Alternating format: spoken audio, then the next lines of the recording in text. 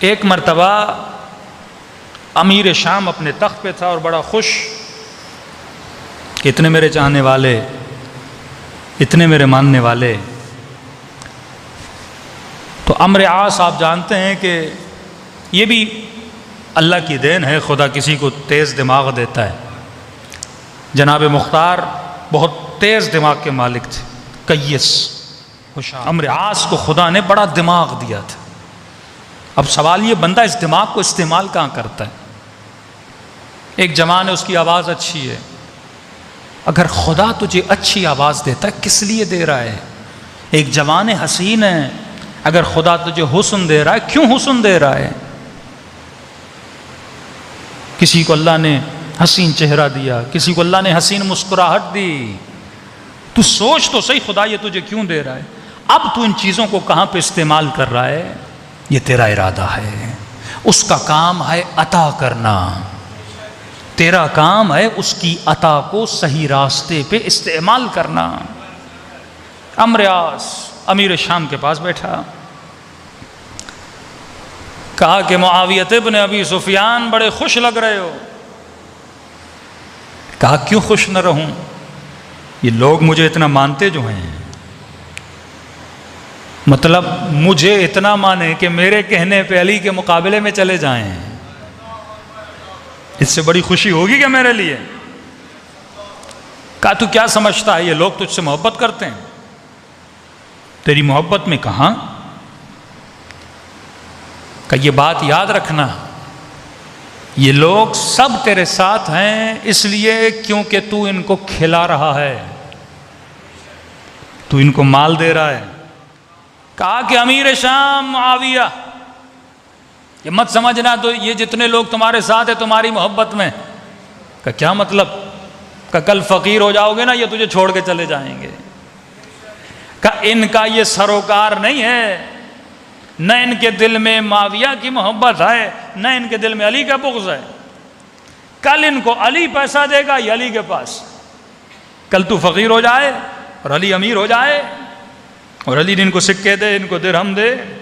امام حسن کو چھوڑ کے کیوں گیا عبید اللہ؟ 10,000 کے قریب اس کو سکے اور درہم ملے، مولا حسن کو چھوڑ کے چلا گیا. کہ کل ان کو علی ابن ابی طالب پیسے دیں گے یہ علی کے پاس چلے جائیں گے. کہ سچ کہاں؟ کہ یہ مت سمجھ ان لوگوں کے دل میں کوئی تمہاری معرفت ہے، یہ تمہاری محبت میں تمہارے ساتھ ہیں. کیا آزمانا چاہتے ہو یہ لوگ کتنے ان پڑھ ہیں، یہ لوگ کتنے جاہل ہیں؟ کہاں آزمانا چاہتا ہوں. اس نے کہا ٹھیک ہے تو مجھ پہ چھوڑ دے. اس نے پورے شہر میں اعلان کیا کہ بھائی وقت کے بادشاہ امیر شام کی مجبوری ہو گئی ہے، وہ جمعے کے دن یہاں نہیں ہوں گے، ان کو سفر کرنا ہے اور بہت اہم سفر ہے. لہٰذا اتنے عظیم بادشاہ، اتنی عظیم شخصیت کہ پیچھے نماز پڑھنے سے ہم لوگ محروم نہیں ہونا چاہتے، لہٰذا اعلان کیا جاتا ہے کہ جمعے کی نماز بدھ کو پڑھی جائے گی. اور جس نے بھی اتنی عظیم شخصیت کے پیچھے فیض لینا ہے، ثواب کمانا ہے، محروم نہیں ہونا چاہتا، وہ آ جائے.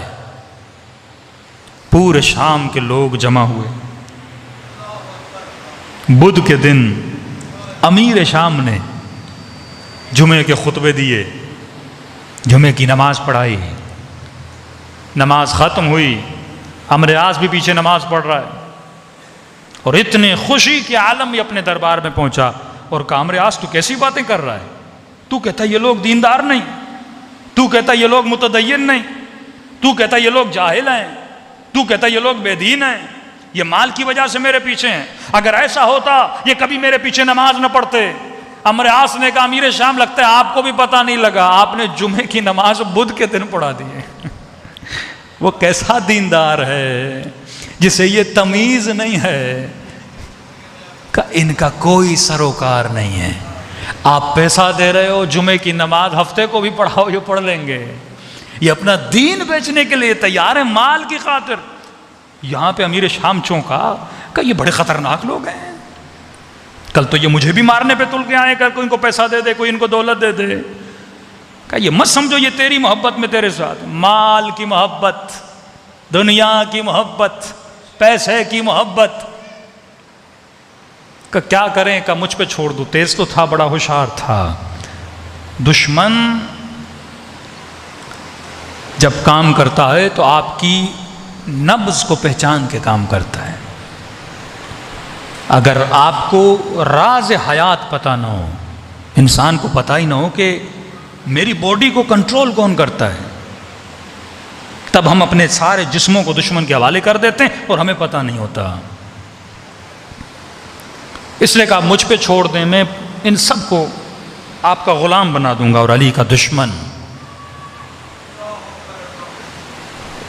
انہوں نے 4 میز لگائیں، کرسیاں لگائیں کہ جن جن لوگوں کے پاس جتنے جتنے بچے ہیں وہ آ جائیں، رجسٹر کروائیں. جیسے آپ کے یہاں مردم شماری ہوتی ہے، شام کے لوگ آتے کہ ہاں بھائی تمہارے کتنے بچے، کا میرے 3، میرے 4، لکھتے گئے لکھتے گئے لکھتے گئے، ساری لسٹیں تیار. معاویہ نے کہا اب کیا کریں؟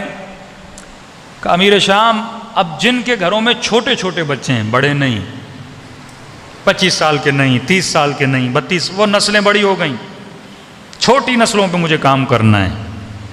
جن کے بچے میں 4 سال 5 سال 6 سال 7 سال کے بچے ہیں ان پہ کام کرنا ہے.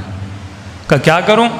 کہ چھوٹی چھوٹی بکریاں لو اور سپاہیوں کو حکم دو، لسٹ بناؤ، 300 گھر 400 گھر، جن کے گھر میں 2 بچے 3 بچے، چھوٹے بچے 5 سال کے 6 سال کے 7 سال کے، ان سب کو جا کے بکریاں دو. بچوں کو بکریاں ملی. کس نے بھیجی ہیں؟ امیر شام نے. معاویہ ابن ابی سفیان کی طرف سے مسلمانوں کے بچوں کے لیے گفٹ ہے. بچوں کو بکریاں بڑی پسند ہوتی ہیں، چھوٹی چھوٹی بکریاں بچوں کو دے دی. اب بچے ان بکریوں کے ساتھ کھیلنے لگے. تاریخ لکھنے والا لکھتا ہے اتنی الفت ہو گئی تھی ان بچوں کی بکریوں کے ساتھ کہ جب رات کو سوتے تھے تو بکریاں ساتھ رکھ کے سوتے تھے، بکریوں سے جدا نہیں ہوتے تھے. ہر بچہ جب گلی میں آتا اپنی بکری لے کر آتا. بکری سے پیار ہو گیا، الفت ہو گئی، محبت ہو گئی. کئی مہینے گزر گئے. جب قلب میں بکری کی محبت آ گئی، آپ کے وجود کو قلب چلاتا ہے، آپ کے اعضاء و جوارح کو قلب کنٹرول کرتا ہے. خدا نہ خواستہ کسی جوان کو کسی خاتون سے محبت ہو جائے، پورے وجود کو قلب کنٹرول کرتا ہے. یہ ریسنٹلی انسیڈنٹ آپ کراچی میں دیکھ رہے ہیں، شیعہ بچیاں کبھی ادھر کبھی ادھر. ہاں قلب ہے نا. اب نادان بچہ ہو یا نادان بچی ہو، کم عمری میں، کج عمری میں، 17 سال کی 16 سال کی ایج میں، بالغ ہونے کے بعد جذبات کا انسان کے اوپر حملہ ہوتا ہے، شہوت کا حملہ ہوتا ہے. گھر میں اگر بندے کو پیار نہ ملے وہ احساس کمتری میں چلا جاتا ہے. باہر سے تھوڑا سا اسے پیار مل جائے انسان پھسل جاتا ہے.